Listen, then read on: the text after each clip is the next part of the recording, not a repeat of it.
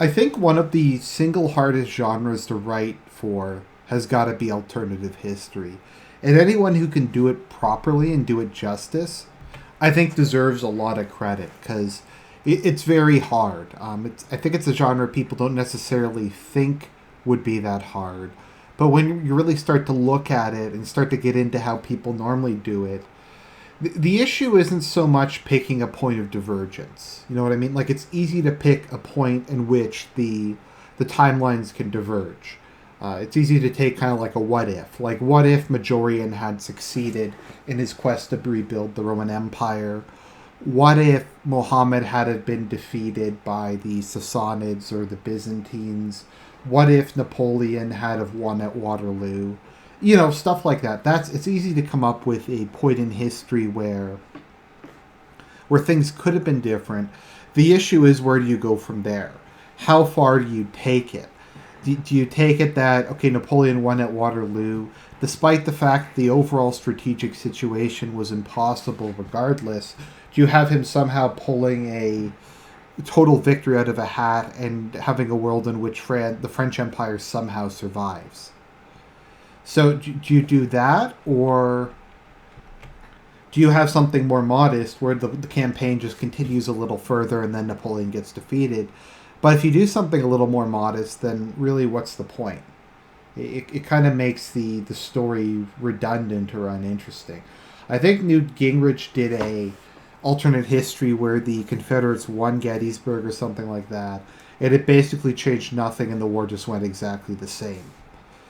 So you can kind of do that, and that's kind of boring. Or you can do one where things are just so unrealistically bent.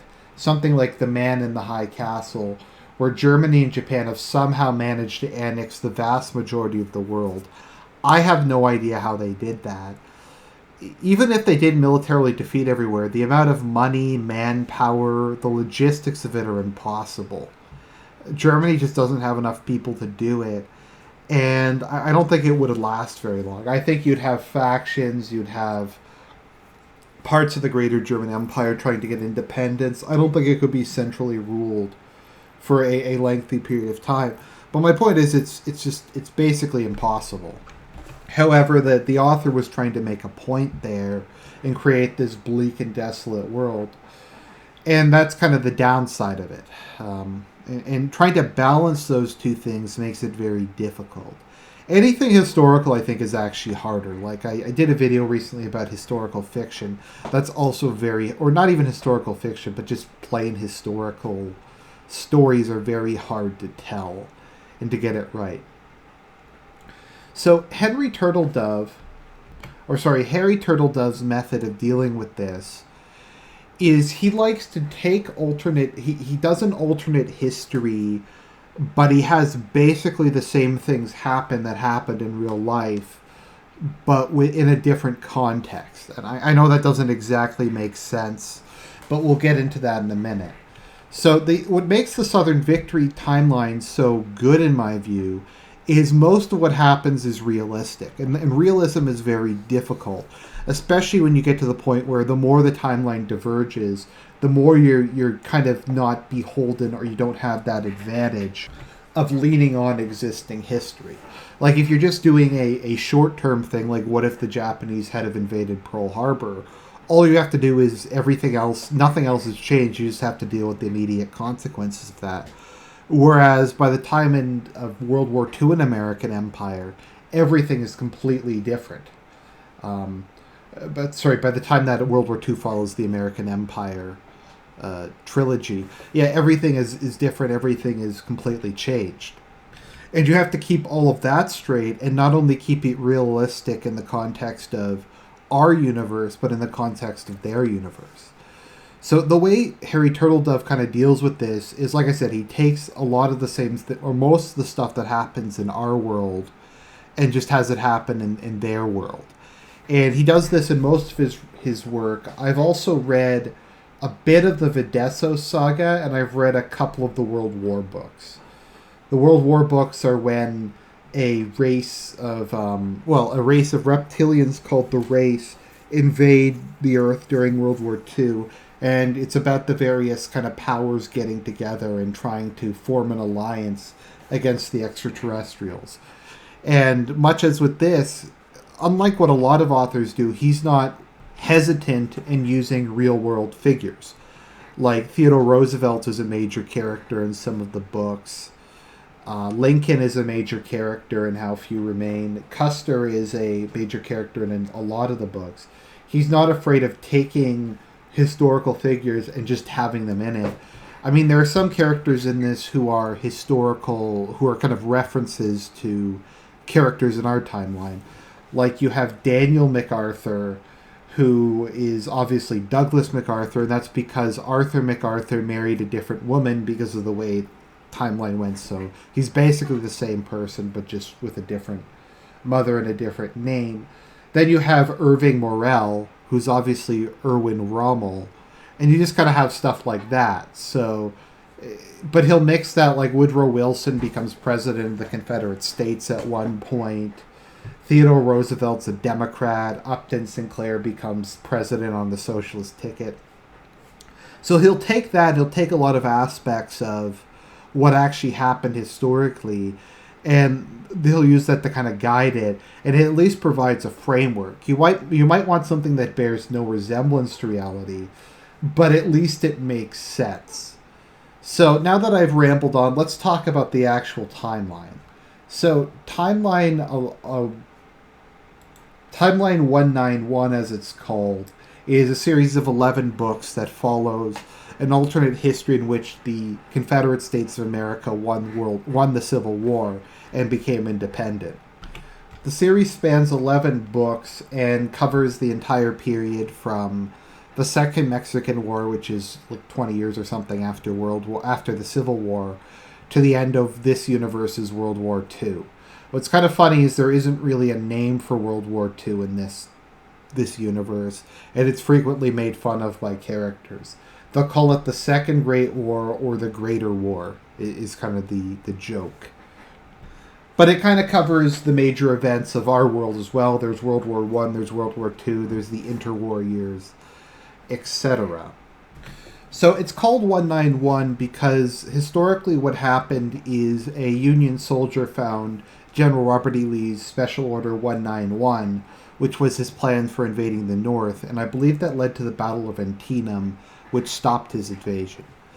And in this one, that didn't happen, so he's able to decisively invade the North, threaten Philadelphia, and crush the Army of the Potomac, at which point in time, the Great Britain and France, seeing the writing on the wall, decide to enter the war on the side of the Confederacy, and the campaign by the Union just falls apart, and the United States is forced to acknowledge the Confederate States of America as an independent country. So then we enter an area where you have the Entente of the CSA, Great Britain, and France as kind of the dominant alliance in the world. The Confederacy succeeds in buying Cuba from Spain, and by the time of what's known as the Second Mexican War, the Confederacy has managed to prop up the Habsburg monarchy in Mexico, in part to help out their French allies. And kind of as a thank you / just because of how corrupt and incompetent the country is, the Empire of Mexico agrees to sell the provinces of Chihuahua and Sonora to the Confederate States of America. Once again, the CSA is much smaller than the United States in terms of territory and population, so they're looking to expand into other areas. So the United States of America at this point in time has been looking for a opportunity to get even at their southern neighbors. You see, what happened is Lincoln, because they lost the Civil War, lost his re-election campaign in a landslide, and the Democrats gained power again. The Republicans are kind of relegated to being minor party status, with the Democrats dominating for most of the rest of the 19th century. But on a platform of revision, under a platform of extreme revanchism, the Republicans managed to gain power for a final time under Blaine, and they used this as an opportunity to restart the Civil War. Now, the Civil War is kind of interesting because, the Second War between the states, also known as the Second Mexican War. Now, Great Britain and France both enter the war on the side of the CSA. Because the timeline changed, Stonewall Jackson, or Thomas Jackson, is still alive and the supreme commander of the Confederate Army, and James Longstreet is the president of the CSA. What's kind of funny is the CSA is led by the Whig Party, despite the Whigs kind of being a liberal anti-slave party in the northern U.S. The Whigs are a strange party. I'm not exactly sure how to describe them, because they are a forerunner to the Republican Party, but they weren't openly abolitionists in the way the Republican Party was, although they had a lot of sympathies in that direction. But for whatever reason, the South is governed by the Whig Party up until World War II, which is basically a conservative party that represents the interests of the planters and the Southern aristocracy. So James Longstreet is the head of the CSA, and they enter into a war. Now, what's interesting is Custer is still alive in this, and he goes on to be the most decorated soldier in American history, despite being utterly incompetent in 2 of the 3 wars he fought in. So the course of the war is kind of interesting. Theodore Roosevelt is a major character living out in Montana, and he actually raises his own, I think it's a division or a regiment or whatever, of cavalry. And because historically, if you raise your own regiment, then you're able to become a colonel. He becomes a colonel in the U.S. Army, and he wins the only decisive victory on the Union side of the war, which catapults his political career into him becoming president, which is what happened in the real world, where he kind of earned his national political fame in his joining of the Spanish-American War and his famous charge up San Juan Hill. Other kind of major characters during the Second Mexican War are Mark Twain and Frederick Douglass. Lincoln is kind of interesting in this because after losing the election, Lincoln's political ideology has increasingly taken a socialist direction. So by this point in the series, he's thinking about either leading the Republicans in a socialist direction or leaving and forming his own party, which he eventually does, which becomes the Socialist Party and becomes one of the 2 dominant parties in American politics, with the Republican Party falling to just being a relic of the pre-Second Mexican War and just remaining competitive in only a few Midwestern states. So because the Union is just as incompetent as they were in the first Civil War, and because they once again were relying on human wave tactics, despite the fact that human wave tactics aren't that effective when Britain and France are both on the side of the USA, the USA gets utterly beaten once again. Interestingly, they basically abandon Washington, D.C. as the capital at this point and move it back to Philadelphia because, well, D.C. is right on the Mason-Dixon line. At least I think that's where it is. It's right at the border between North and South, and it's very easy for the Confederacy to fire on it, whereas Richmond's a little further away from the border. So the Second Mexican War just devolves into a complete disaster. However, the Confederacy imposes very light terms on the U.S. They only demand northern Maine be given to Canada, and the border with Texas being decided in their favor, as well as them keeping the territories they bought from Mexico. Now, on one hand, I can kind of understand why Longstreet did this. On the other, by not weakening the U.S. further, he left the South at a permanent disadvantage. I don't know if he could have grabbed some more Western territory or kept fighting until he won a more decisive victory, but whatever could have happened, they decided to basically end with status quo antebellum. Having lost, however, even though they won the war, Longstreet has to abolish slavery. However, the Southern blacks just become resident aliens and don't gain citizenship. The North, the Union, having lost 2 wars in the span of 40 years, is by this point just completely consumed by revanchism and national self-doubt, and they dedicate all of their national purpose towards winning a rematch against the Confederate States of America. However, they realize part of the reason they keep losing is because they're being attacked on multiple sides and that they need an ally of their own. To that end, they reach out to the German Empire. Now, Schlieffen had been one of the major characters in how few remain. And his kind of contacts he makes in the American military, combined with the American military reaching out to Germany, leads to a long-term political alliance. As a result, the United States develops along more German lines. It's a much more militaristic, regimented society. Rationing is frequently mentioned. My understanding is the U.S. might have had rationing for the entire period post from the Second Mexican War in the 1880s up until World War One. But regardless, you also see things like where people learn German in school, and the Kaiser Bill mustache is extremely common among patriotic Northerners. So those two countries develop an alliance, and the South remains allied with France and Germany. I mean, allied with France and Britain. So World War One starts pretty much like it does in our timeline with the assassination of Franz Ferdinand. However, as the alliance system exists and the United States is part of the Central Powers and the CSA is part of the Entente, they're immediately at war as well. So the war goes pretty similar to World War One. It just gets bogged down into trench warfare. The US does a lot better on the Canadian front and succeeds in overrunning Canada relatively quickly, setting up the Republic of Quebec as a satellite state. The rest of Canada just becomes an occupied territory, and because of its relatively low population, will remain under American military governorship for the rest of the timeline, with no real attempts by the British to take it back. Now that America has Germany as its ally, they have someone to keep Britain busy in Europe, and the British and French aren't really able to send the CSA much support over the course of World War One. So like I said, the whole thing is just bogged down.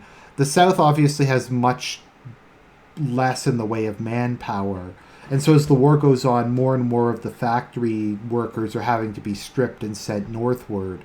Near the end of the war, they start offering black citizenship if they agree to go and fight in World War One and fight on the front lines. However, as they've stripped pretty much most of the white military-age males from the South and have had to turn more and more industry over to the blacks, what winds up happening, as much as in our timeline as was what happened with Germany, there is a communist revolt within the South among the blacks. Now, in our timeline, it was mainly Jews in Germany who staged a series of revolts, such as the Bavarian Socialist Republic, etc. Which, I mean, Germany was already basically beaten at that point, but it dramatically accelerated their collapse when large portions of Germany kind of fell to red partisans. And that happens in this timeline as well, with states such as the Congolese Socialist Republic being set up. And Southern blacks just kind of run rampant across, burning and looting, and setting up their own little socialist pocket states. The CSA has to pull a bunch of people off the front line to put down the various revolts. Around the same time, Custer, who is obsessed with the return of cavalry, which never did anything because this is World War One, saw the first, in this universe they're called barrels instead of tanks. So he saw the first tank and he immediately said, wow, that looks like cavalry. We need more of these. So he basically convinces the army to mass produce tanks. And much as in our universe, the tanks succeed in rolling over the Southern opposition. And that, combined with the loss of manpower and the various communist revolts, end World War One. Now, the USA does not impose nearly as harsh terms as you might think. They take, I believe it's Kentucky, parts of Texas, which they call Sequoia. I think they annexed little parts of Virginia, as well as the northeastern part of Arkansas. Overall, it was not very strict to treaty territorially. However, they did make them pay a huge war indemnity and prevented them from having a large army. Sound familiar? Also, there's a character that shows up during this point in time called Jake Featherstone, who is our Hitler analog, who viewed the Confederacy as being about to win the war before they were stabbed in the back by the blacks. Meanwhile, in Europe, France and Britain are forced to give up, as unlike in our timeline, the Germans don't have any American troops to contend with, and they succeed in winning the attritional war against France, who finally just can't tolerate the losses and with no relief coming, gives up. So Brest-Litovsk happens pretty much as it happened in our timeline, with the Kingdom of Ukraine and the Kingdom of Poland being set up as German satellite states. Belgium becomes a German satellite state, and Germany annexes Belgium's colonies, and Holland becomes a satellite state, although it was not invaded. It just becomes kind of within the German sphere of influence. So we head into the interwar period, with Germany and the USA being the major world powers. Britain is still quite powerful, as it wasn't really decisively defeated other than losing Canada. But Japan probably emerged from World War I in the best shape, having sided with the Allies, but managing to do its own thing, and before the war they were able to take the Philippines and the other Pacific colonies from Spain in the Hispano-Japanese War. Sound kind of familiar? It's kind of a combination of the Russo-Japanese War and the Spanish-American War. Also during World War I, they succeed in taking over French Indochina for safekeeping, as well as some other colonies in the Far East. They take Germany's colonies, for instance, as well, as what happened historically. And they succeed in bullying Holland into selling them their East Indies colonies. So kind of by the time World War II rolls around, Japan has succeeded in conquering basically what they did historically: Manchuria, Korea, large portions of China, Taiwan, as well as the Philippines, the Indochina, and the East Indies. However, this is all already occupied by the time of World War II. And then we go through the interwar period, in which the Democratic Party, who had kind of become the main conservative party in the United States because the Republican Party died out. So it went to a two-party system where you had the Socialist Party on one hand and the Democratic Party on the other. So they finally lose power, kind of in the face of just the economic devastation wrought by World War I. And because the Democratic Party's reason for existence, revenge on the South, had basically been accomplished by this point in time. Upton Sinclair becomes the president of the United States, and he begins to embark on a program of socialism.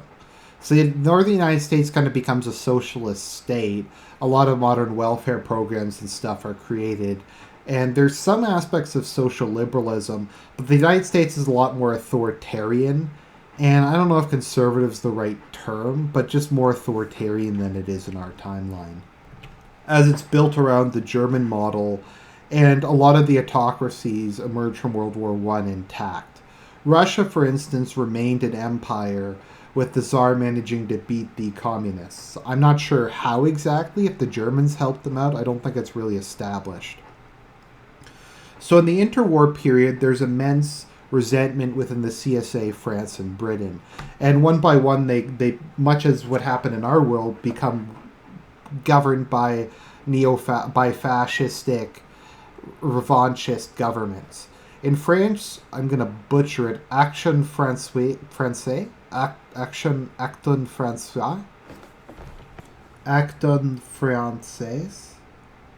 Française. Anyways, I know I butchered that.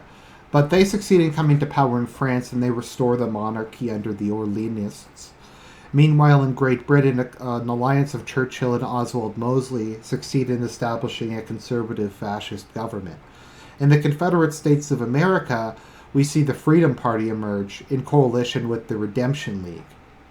Now, for those of you who aren't that aware of Southern history, the Redeemers were a group of Southern conservatives that emerged in the aftermath of the Civil War, the goal of which was to end occupation and Reconstruction by the North, and to remove blacks from power and kind of return to the status quo, albeit without slavery.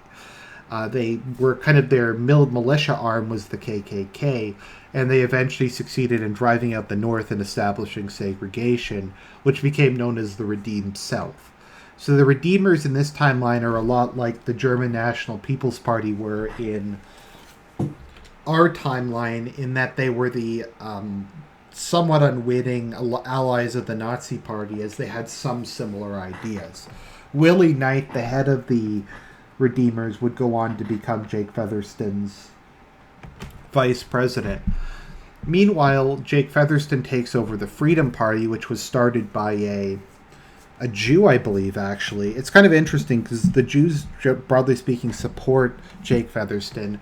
because his anti-black ideology does not include any anti-Semitism. Jews are just considered to be white Southerners. So the Jews are very supportive of his political party. So a bunch of stuff just happens. Kind of an interesting thing is Huey Long shows up in this timeline as well. And he kind of sets up Louisiana as being an independent state. Louisiana becomes a radical liberal state, which is, before the Freedom Party emerges, the only real rival party to the Whigs, which is mainly based in the Hispanic parts of the CSA. So he sets up kind of his independent statelet based on, well, Huey Long's kind of, I don't know if you want to call it right-wing socialism, his kind of syncretic brand of politics. And eventually, right before World War II, it'll become reoccupied by the CSA, and it's supposed to serve as kind of an analog to Austria. So in the interwar period, Jake Featherston begins to rebuild the Confederacy's army, and he demands the return of territory taken during World War One. I think he gets Sequoia back, and he gets, I think, Missouri back, the part of Missouri that was annexed to the U.S. or something. I forget exactly. He gets some of the territorial concessions back, but not all of them. And ultimately, he demands that all of them be returned or there'll be war, which obviously is what happens in our timeline. America was at this point led by a appeasing president who gives into most of his demands, but not all of them, and his refusal to give into absolutely everything leads to World War II breaking out. So at the start of World War II, the Confederate Army, led by Patton, because Patton's a Southerner, launches Operation Blackbeard. Sound kind of familiar. It begins in 1941, on the same day as Barbarossa, and the goal is to split the northern states in half. So the Confederacy wins kind of for the first part of the war. They succeed in dealing immense damage to the northern United States. However, the northern United States is unwilling to surrender. It is willing to keep fighting on regardless of what happens. Meanwhile, in Europe, the Entente is doing fairly well against the German Empire. However, on all fronts of the war, eventually what winds up happening is the Entente is just too weak from World War I, and its population too small relative to its opponents, and it begins to get pushed back. The Empire of Japan enters the war on the side of the Entente, just because there's more people that they can attack, and they just succeed in just kind of raiding and looting the rest of East Asia. Around this time period, they annex a bunch more territory. They take over a bunch of territory from their alliance members. The USA ultimately just kind of comes to a ceasefire with them. An unofficial ceasefire, because the USA doesn't really... The Panama Canal was never built in this timeline, and the vast majority of their fleet is in the Atlantic, and they really don't see a point in sailing a whole bunch of ships around the continent and then trying to launch a invasion of Japan when Japan really isn't in their interests. Because there's no Philippines, Hawaii isn't particularly built up, the USA didn't take all the random islands from Spain, so just no one really cares about the Pacific, and Japan is just too strong to really go out of their way to fight, especially when they have the CSA to deal with. So they managed to beat the CSA in kind of a series of counteroffensives. However, what really turns the tide of the war is the introduction of nuclear weapons. The Confederacy begins to use them, and they succeed in blowing up Philadelphia, and the North uses them and blows up Richmond, I think Newport News, and a couple other cities. Meanwhile, in Europe, the Allies, the Entente manages to use one, and I think they blow up Hamburg. But the Germans blow up London and a couple other major cities in the UK, and eventually the governments of France and the UK are overthrown, and both countries sign unconditional surrenders. As to what the exact terms were, I'm not really sure, but the German Empire emerges once stronger than ever and is hegemon of Africa, Europe, and probably the Middle East. Japan succeeds in overrunning what remains of the Far East. I don't know if they get into India or Australia or whatever, but Southeast Asia and East Asia has basically become a Japanese lake, and with their rapidly expanding population, they've become the third superpower. The United States of America succeeds in conquering the CSA, and as they're conquering it, they find out that Jake Featherstone, who is obviously our Hitler analog, when he came to power, he had started a program of building tractors, which is ironically kind of what Hitler had called the tanks, was when he started building them was tractors. So they mechanized southern agriculture, which meant they didn't need blacks anymore, and they began the final solution to the Negro question, which ends with extermination camps that kill off most of the South's black population. And they come across these and start liberating the concentration camps as they reach the South. The USA reoccupies the CSA and ends their existence as a separate country. So the USA is victorious, but they're left having to occupy huge amounts of territory, Canada and the CSA, that despise them. And it's, like I said, it's huge quantities of territory that they're basically going to have under perpetual military occupation, and that they can't allow to enter the Union, because if they allow either Canada or the CSA to enter the Union and give them voting rights, they'll immediately start voting against the interests of the central government, and they'll basically permanently mess up the country. Also, relations with the German Empire have begun to sour, and it's looking like at some point in the history, regardless of what newly elected President Dewey might think, there's going to be some sort of Cold War between the two, with Japan as the third major faction, who's due to develop nuclear weapons any day now. So like I said, it ends with the world being kind of divided into three. And while the USA has emerged victorious and larger than it was in our timeline, it's left with internal and political problems that are more or less unresolvable and will continue to drain on the country for the foreseeable future. Perhaps until it either goes to war with Germany over some imperial overreach, or it faces another civil war of its own. So what can be said of the Southern Victory timeline? It really, I think, does a really good job of dealing with the relative power of these countries, of making a believable history that's inspired very strongly by our history without being exactly the same. And it makes a very good use of historical characters and analogs for historical characters. There's a reason that Harry Turtledove is considered the master of alternative history, and why his books are so highly regarded. So I'd really recommend this series. Only read it if you have a lot of time, though, because it's really, really long. It's 11 books. And I didn't even get to the end. I made it to World War II, and I just kind of lost interest. So I read, I think, 8 of the 12 books, 8 of the 11 books. So that's pretty good. Anyways, I hope you enjoyed the video, and I'll talk to you guys later.